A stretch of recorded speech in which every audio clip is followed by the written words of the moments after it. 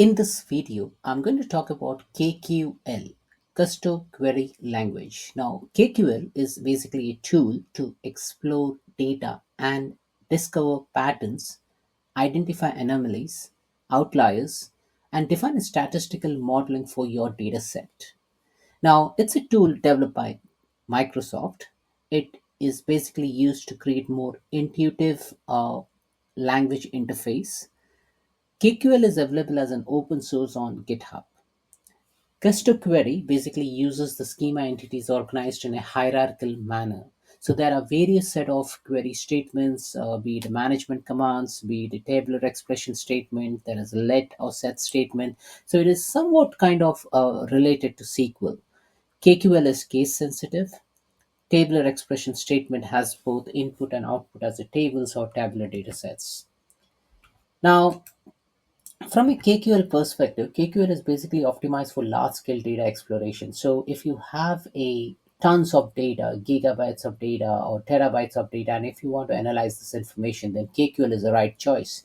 KQL is used for real-time analytics as well without the need for extensive data preparation. So it has got that engine running.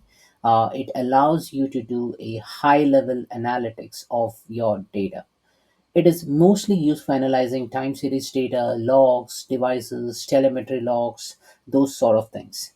KQL is a language basically used to query Azure Log Database. Now, the usage of KQL is in various applications. So, if you are across Azure Data Explorer, Power BI, Application Insights, Microsoft Fabric, Azure Monitor, Microsoft Defender, Microsoft Sentinel, Azure Resource Graph Query Language. So if you're aware of all these tools, then quite possible you may have encountered this language called as KQL, and you might be wondering how to write a query using KQL. Now, there are various set of commands as you see listed over here in the tabular format. So it basically allows you to see the record and then query the record. Now, the first one, as you see over here, it's called as a page views. Now, page view is basically any table. Okay, so I can have a table called as mineral or an account or a contact, right? So if you just type in the table name, so page views is a table name, it will show all the record from that table. Now, similarly, if you put some conditions around it, so as you see over here, the pipe operator, basically it allows you to put some conditions and then you can say take 5. So that means it will show any 5 random records from the table. So it is not top 5, it is just a random record. So it is take 5. Similarly, if you put a pipe and then put a count, it will return the number of record count. So like this, you will have various conditions. You can have various conditions like a where clause, whereby you can query the record, the past record, future records. You can query the text containing some keyword within it. Also, there is a projection column, so it will only display the selected column out of the entire view. Similarly, as you see over here, if you want to return distinct, you can summarize the count by name. You can render a graph like a pie chart or a bar chart or a area chart or a column chart. So if you use that syntax, that will be automatically displayed on the corresponding interface. Now, depending on the interface, it will render some of the commands. You can also print text within the application. So if you want to just write some logs or just write some text within the interface, you can go ahead and do that, and this is the command to do that. Now, let me jump into the demo and show it in action, like how we can basically utilize KQL. Now, I'm in Microsoft Azure, so portal.azure.com, and I have connected Application Insight to one of my applications. So I have created a couple of Copilot within my Copilot Studio interface, and then I have various Copilots, and I've connected this log, and that's why I was able to generate data. So Application Insight is one of the application through which you can write a KQL and then query the log database. So if you want to just test in your application insights log, you can navigate to monitoring and you can navigate to logs. However, there are other ways through which you can navigate as well. So if you want to view the statistics or the graph for the users within your uh, uh, in the application insights, then you can just query and say in the last 90 days I just want to see how many users logged into the application, and this is the graph which is ready-made graph which is available within application insight. And if you want to see more insight, you can navigate to view more insights, and then you can see some more information about that particular data record. You can even change the chart type for bar chart, time chart, area chart. You can navigate based on the sessions in the application insights, and you can view what's happening within your entire telemetry log. Then you can navigate to events. You can see the custom events, request, or a page view, and then you can generate those insights within the application insights application. Now, this is fine, but then how do we query it? So if in order to query this, you need to navigate to application insights instance and then go to monitoring, and then within monitoring you go to logs. Then you will be presented with a log analytics screen. You can skip this section. You can just close this window, and then this is the page through which you can view all the queries. Okay. Now, first thing what we can do, we can create our own tab. Okay, so this is my own tab, and let me delete the older records over here.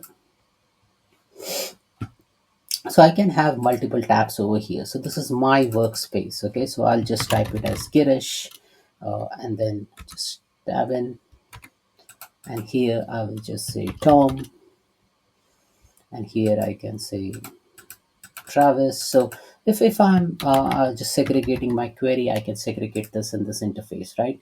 Now, let me just type in Girish.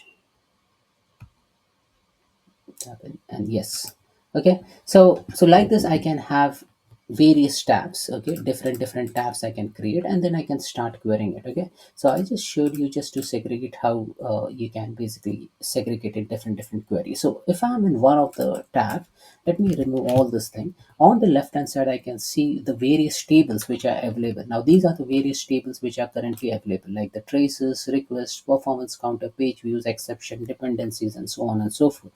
Now we will focus on this table called as page views. Okay, now I can show you other tables as well. So there is a request table, and if you click on request table, you should be able to see all the columns within the request table. Similarly, if you navigate to page views, you will be able to see all the columns. So as you see over here, there's a column named as timestamp, ID, name, URL, duration, and a whole bunch of column. I think it's more than 20-25 columns over here. So it is not possible to view everything within your interface, but then if you want to write a KQL query, then it's a very simple thing. So I'll just maximize the screen, and then just show you how to write a query. So the table name is page views. So if you want to just see the information about page views, you can just type in page views, and then it will display the record. Now, before we even go into the page view, first let us type in a simple command called as print. Now, the moment I type in the command, it will give you an IntelliSense whereby you can get the information about that command. So if I just type in print, how is SKQL compared to SQL? Okay, so if this is a text, and I'll just select this text and I'll click on run. The moment I do that, I should be able to see the output over here. So as you see over here, this is the output. If you expand this, you will see print underscore 0. How is KQL compared to SQL? Right, so this is a simple print command which you can run in KQL. Okay, I'll just remove this command now. Now, as you see over here, the name is page views. Okay, so if I just type in page, the moment I type in page, it will give me an IntelliSense, and then we can just select the table name, and that's it. The moment you select it, remember there is a the pipe which comes in. Just remove that pipe, and then you just run this command. And with this command run, you will be able to see the table. Okay, so you see the column like timestamp, ID, name, URL, duration, and it will list on all the columns. So it is, I think, more than 20-25 columns, which gets displayed over here.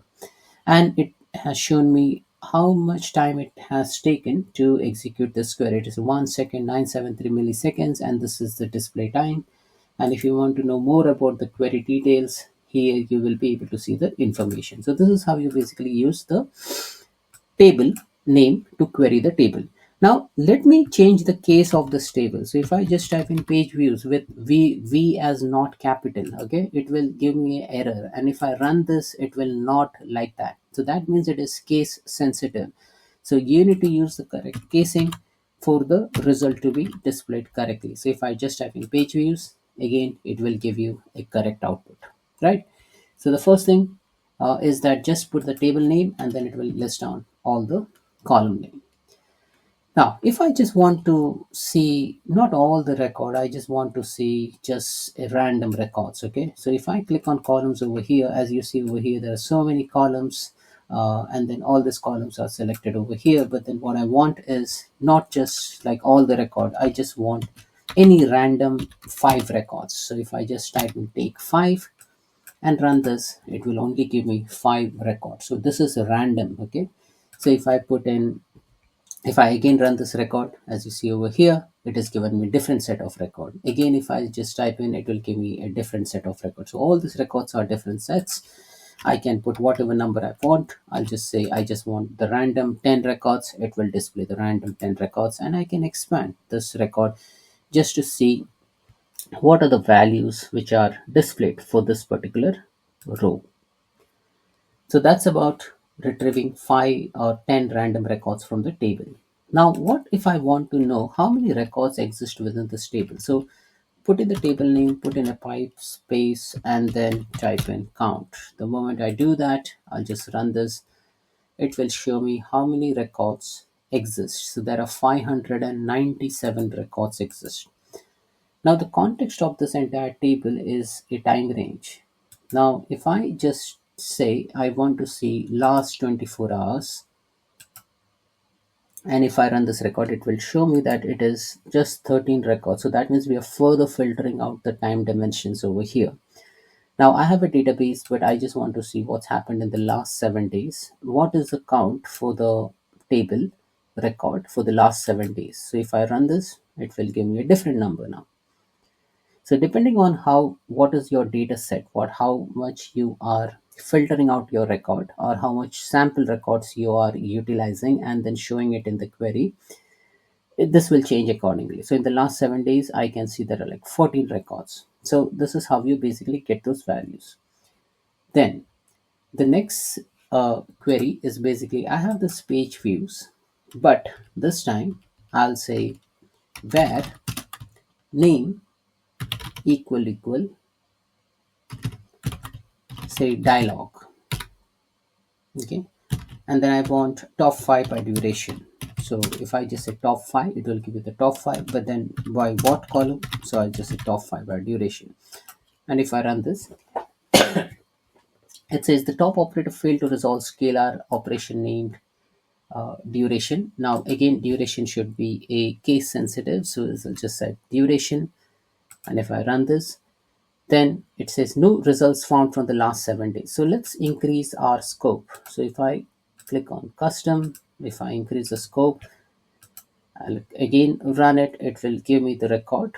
So there are 5 top 5 record where the name is dialog. So the name, as you see over here, the name is dialog, and top 5 by duration. So top 5 records by duration. So it will increase, it will show you the record in a decreasing way. So that's about using the where clause and using the top 5 clause. Again, I'll just remove all these things over here. So page views, pipe, and what if I want to see where name contains, there was a sales order list. Okay, so I'll just type in sales order list, and as you see over here, name is sales order list, and it will list down all the records. Now again, we can filter out and we can say I just want top 5 by duration, and it will give you the top 5 by duration. You can append that query over here, and you just say top 5 by duration, and you can run this query. Now you can select the time range, the custom time range over here. Now I'll just select I want the record from August. Okay, and I can run this query again. It says no result found from the custom time range. Now what we have done, we have said page views, top 5 by duration where name contains sales order list. What if I take this clause and put it over here? And now you can see the arrangement of the clause also makes sense. So first what you need to do is you need to put the table name, and then the precedence takes place by the second command. So it first filter out where name contains sales order list, and then it says top 5 by duration. So if we make this other way around, it will not result a value because the data does not exist, because the top 5 which has been returned does not have sales order list within it. So again, the precedence, sequencing, all this matters within KQL. Now, what if I want to view? So in page view, so let me remove the query again. And this time I'm going to say where, say there was a column called as timestamp. So timestamp is greater than ago. So maybe 15 days. So I just want to see the record which is of 15 days old. Just run this and it will only show me the record. So if you see the date, all November date, October date over here. So it is where timestamp is greater than ago 15 days, then it will list down only those record which satisfies that condition. Okay. Next query is where I'll just say where name has quote in it. Okay, so what it will do, it will try to find out the record from a column name which has the word quote in it. So if I run this and if I view the record, so it says time range last 24 hours. There's no record exists, so I'll expand my search result area, and then now it has given me where the name has quote, and it has given me that okay, there are say 4 records. Now if I change the text to sales and if I run this, then you get a wider list, right? As you see over, because the name which has sales in the text is like posted sales invoice, sales order list, or sales forecast setup card, it is more. And so accordingly, based on your text, it will display the record. Now, there are so many columns over here, right? Name, URL, duration, performance bucket, and so on and so forth, right? What if I just want a specific column? So I want name, URL, and duration. Okay, so for that, what you can do, the project name, URL, duration. That's it. Run this. It will only show you 3 columns: name, URL, and duration, and then that's it. That's all the record is. You can also sort from ascending to descending over here by clicking on the column in the result. Same for name, same for URL, and same for duration. Then now let me show you this command. So page views, I'll just run this. Now there are so many commands over here. Now what if I just don't want to see ID and timestamp out of this, but I want to see the other rest of the columns?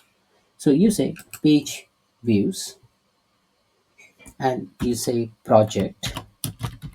We said project just to show the projected column, but the negative of that or the inversion of that is project dash away, and we just say show all the columns except for say timestamp and ID, and run this. And apart from timestamp and ID, you will see all the other column, and you can further remove this column, say if you do not want to see URL or duration, and you run this, and then those columns will be taken away from the output list. Then coming back to the distinct value. So if you want to filter out the distinct value from a list, then you can do that. So if I just type in page views and say distinct of name, I just want to see distinct value of the name. But then what do you want out of that distinct name? I just want to see. So let me just write the command correctly. So put a pipe, say distinct and name, and you run this, and then once you see a distinct of this name, you'll see, oh, there are so many distinct name out of it, but I want to know the count of it. You can append the query and then just say count and run it, and then you should be able to see there are like 155 distinct values in the name column. Right. Now, from a distinct, we can come into another command called a summarize. So summarize count. So summarize count by something. Okay. So the best option is to use name. So summarize count by name. Now you just run this and then it will list down all the values depending on the summarization of a specific column, which is name. And from here we can see sales code has 4 value, and if you want to see that the name and count, you can see over here. Then sales code has 3, user settings has 19, and so on and so forth. So you can summarize the value in the KQL. Now this is all good, but I want to see something in visual. So yes, you can do that. So page view summary, summarize count by name, and then I'll say I want to see a pie chart. So just use render pie chart, and it will render the pie chart within the interface. So as you see over here, it has listed down the pie chart. Now again, time range is more, that's why it is showing you more record, but then if you want to filter out the records, you can filter out that as well. Now, apart from pie chart, you will have line chart as well. So if you just type in line chart, you can see, sorry, so if you want to see a different visual, it's not that you just type in the value and then you get that out of it. So there is nothing called as a line chart, but then are there any other chart which we can render? So let's type in bar chart and just run this, and then it will display the bar chart. Similarly, you just change the text of bar to something else. I'll just say if I have an area chart, just run this and it will show you the area chart. Similarly, the inverse of bar chart, column chart, just run this and then it will show you the column chart. Then there are other charts. Sometimes it will render, sometimes it won't, depending on your data set. So there is a scatter chart, or there is a time chart, which you can plot. So as you can see over here, scatter chart has been plotted. Then there is that line chart basically which I was talking about is basically a time chart, and then if you use a time chart, then it will display all this in a in this fashion. Now you just want to just see the table, then you can just say render table, and then this is like the default behavior which it will show. The default is a render table. So all good. So next command is, I'll just say summarize. So this is what we have written, right? So we say summarize count by name and render pie chart, right? So this is what we have done, and we have rendered the pie chart. Now what if I want to see that count, like this value count by name? Okay, so if I want to use alias, I can go ahead and then just say let me show you this example. So if it's a bar chart, I'll just run this. And as you see over here, summarize count by name. Now this is that word name, right? Now if you want to change that y-axis, okay, you can use basically an alias, and then you can call it as uh, title. Okay, title equal to count by name. Okay, and you run this, and then you will see that against this y-axis, this is that title. So this is that text which appears over here. You can put any text over here. Now what if we do not want this? And this is again coming back to that same query which you have written. Now it has shown me as count over here, which is basically count of the name, right? So you can use alias just to put some more text within your chart, which it will be more meaningful to the users. Now there are other things which you can do, some more complex things. So page views, we have this option called a summarize. Now again in summarize, if I just put a tab and say max, say a equal to max of duration. So I just want to summarize basis of max duration, and I'll say it should be by name, so it will aggregate the maximum value for each category. So as you see over here, it has aggregated the maximum values. For sales code, the maximum value for the duration is 1929. However, for the other items, like for dialogue, it is 234204. So if you want to summarize further on basis of a specific category or a name in this case, and if you want to maximize, we see the max value, you can get that value as well. And similarly, you can do for min value as well, and I'll just call it as min b or a, and then run this. Then it will give you the minimum value for that specific duration. So as you see over here, there's a minimum value for that specific category. So this is how you basically get this done. And the last one is about distinct. So if I just say page views and I want to see distinct by name, and then I want to see the distinct row count.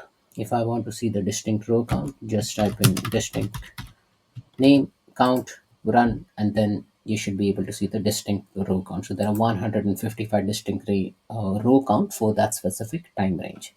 So that's it for this, how you basically use KQL. Now KQL is not limited just to use in application insight or log analytics, but as I mentioned to you, it can be used in multiple applications like Power BI, Fabric, Azure Data Studio, Sentinel, and various other applications. So that's a nice skill to learn, because you will be able to query further commands just to analyze, interpret more meaningful insights about of the various data set. Now, in my case, the data set was very small, but then KQL is a powerful engine. Basically, it will allow you to query from a vast amount of data set and generate insights.